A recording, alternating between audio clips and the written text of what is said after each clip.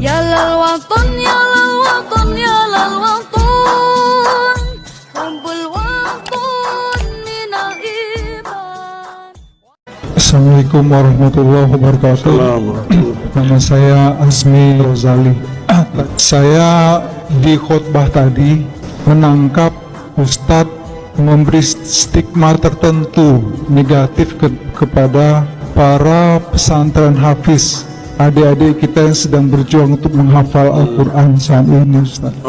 Dan itu hampir jatuh air mata saya mendengar hal itu disampaikan di khutbah.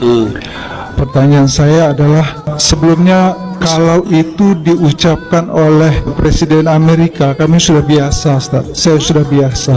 Kalau itu diucapkan oleh kaum buzzer yang membenci Islam, kami juga sudah biasa, Ustaz. Ini yang sekarang yang ngomong saya. Tapi kalau kan? sekarang yang bicara itu, Ustaz, memang agak hampir jatuh air mata saya, Ustaz. Jadi, kenapa Bapak jatuh air matanya? Apa saya menyerang orang rumah tahfiz? Iya, Ustaz. Bapak salah paham. Dari khutbah itu yang saya tangkap itu, Ustaz, memberi stigma negatif kepada para kelompok hafiz Al-Quran. Baik. Terima kasih. Assalamualaikum warahmatullahi wabarakatuh. Assalamualaikum warahmatullahi wabarakatuh. Bapak kira saya bukan orang rumah tahfiz? Saya orang rumah tahfiz juga, Pak. Bapak kira saya bukan penghafal Quran? Saya penghafal Quran juga. Saya punya sanad Quran juga. Tapi baginda Nabi mengabarkan nanti di akhir zaman akan muncul khawarij yatluna ayatillah rotba. Mereka kalau baca ayat itu rapi. Kita nggak paham maksudnya apa. Ternyata di akhir zaman menjamur rumah-rumah tahfiz. Disitulah masuk khawarij. Saya nggak menyalahkan rumah tahfiz, tapi saya menyalahkan kalau rumah tahfiznya kemasukan. Paham? Dari 2008 saya membersamai rumah tahfiz di Pamulang, di Ciputat, di Solo. Kita ngajar mereka. Bahkan saya sampai sekarang masih ngulang-ngulang hafalan saya lah. Masih nggak ada stigma negatif. Stigma negatif itu kalau rumah tahfiz sudah kemasukan, dan itu kejadian, Pak.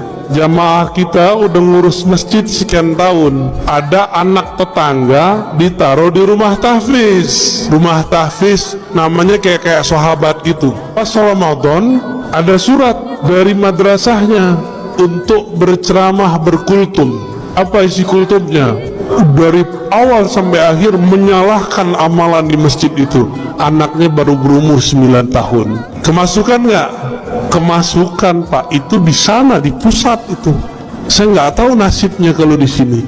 Maka supaya tidak kemasukan, tolong orang-orang sekitar atau praktisi tahfiz bersanad dalam Al-Quran, bukan hanya sanad bacaan, tapi juga sanad pemahaman. Jadi stigma negatif kita kepada orang yang menyusup kepada rumah tahfiz, bukan rumah tahfiznya. Saya mau tanya, Pak, dari dulu negeri ini sudah ada belum pesantren tahfiz? Bapak jujur, sekarang yang buka rumah tahfiz, hafiz gak? Jujur aja, Pak, hafiz gak?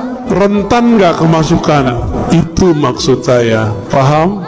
Kenapa kita kalau mau mengirim anak kita tahfiz nggak dikirim ke pesantren tahfiz?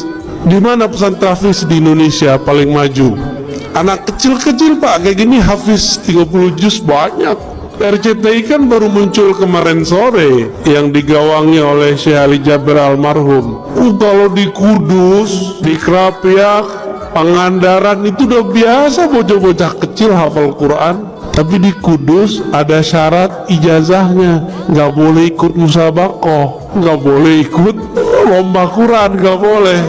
Ada anak kecil hafiz Quran 30 juz, antum percaya nggak? Segede-gede gini, kelas 6 SD udah ulang sekian kali, masuk SMP udah belajar qiraat mereka sebagian.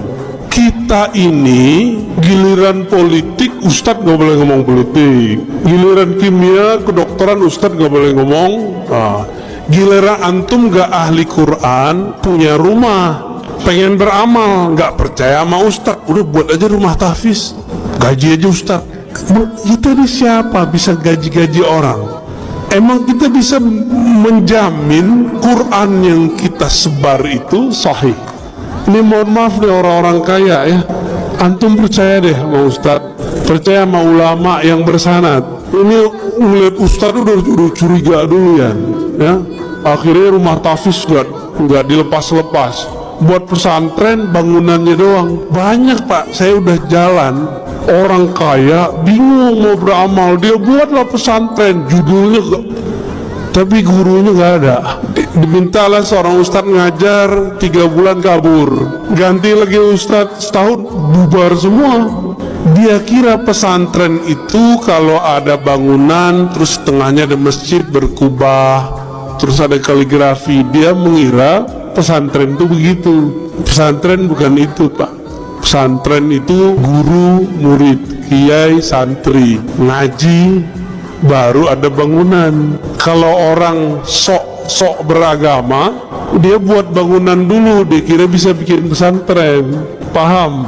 Yang ngerti pesantren siapa? Ulama. Yang ngerti buat jalan, buat bangunan siapa? Insinyur. Maka kami nggak urus Pak itu.